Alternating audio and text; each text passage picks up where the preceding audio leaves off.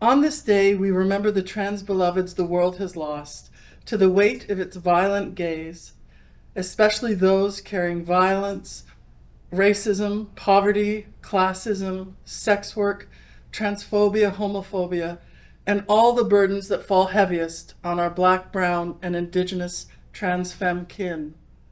The world tells us we should be in our bodies, but our bodies are not always safe places. They tell us to listen to our bodies, but what if our bodies are yelling, scolding, ridiculing, criticizing us? Criticism in ways that we never asked for.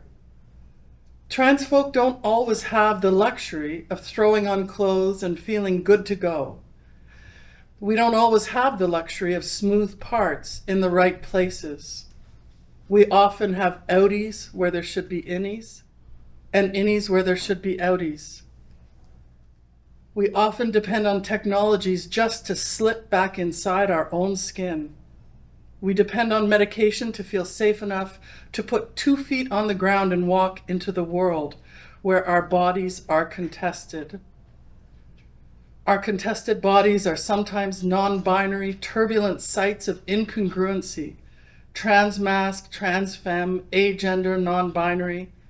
People see us and scan our bodies, trying to make sense of us, calculating our hair, our facial hair, our voices, our curves, our chests, our hips, and the rest of our parts, measuring our transness through their own distorted lenses.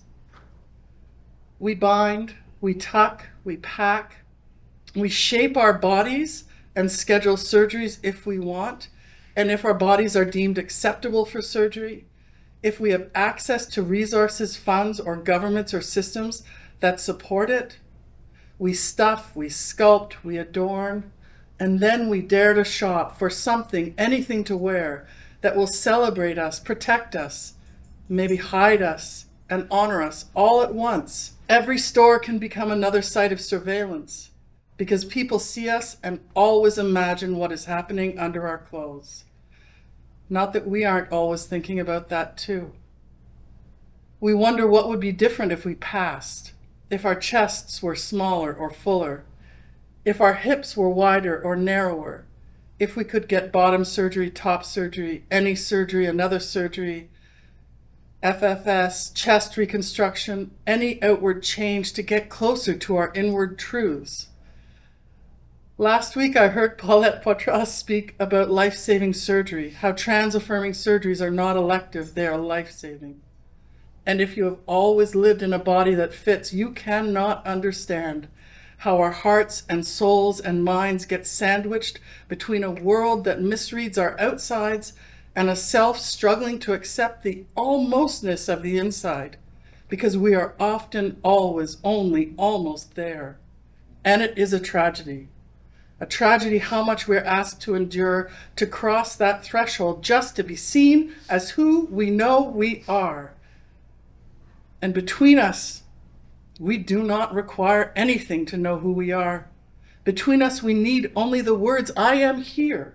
These are my pronouns. This is who I am. And those pronouns are powerful. They are alive. They shift and shimmer independent of any technology, any medication, any surveillance. Between us, this is normal. We experiment, we consider, we play with every shade of our brilliant rainbows. Our bodies, freed from the binaries, play with the clothes that once confined us, the uniforms, the mating clothes, the garments that demanded we pick a lane. We flounce in dresses, prance in suits, twirl and spin, reveling in a joy that refuses containment, that insists on existing beyond boxes, beyond expectations. But we do not and cannot forget the dangers.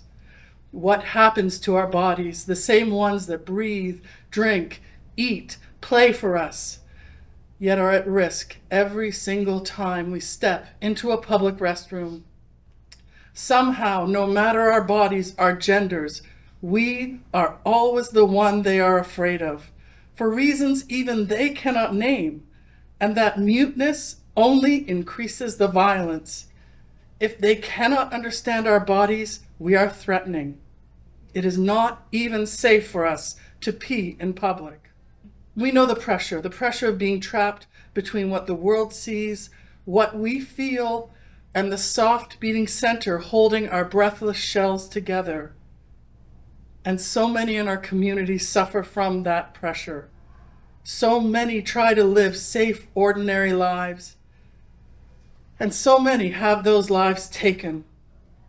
On this day, today and always, I send love to all my trans kin, that we may celebrate ourselves, hold one another's special hands, and know that between us, we are loved, appreciated, seen. Even when we also don't get each other's pronouns right, we believe one another, and we can recognize each other from a mile away.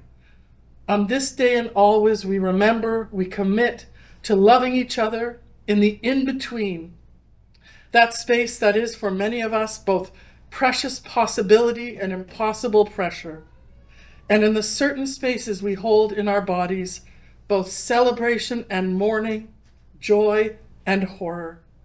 On this day and always, I wish for us that the scales tip towards possibility, towards joy, towards pleasure, towards trans technologies that keep us safe, in rooms together, in bathrooms, in our families, with our beloveds, and across every border that dares to contain us.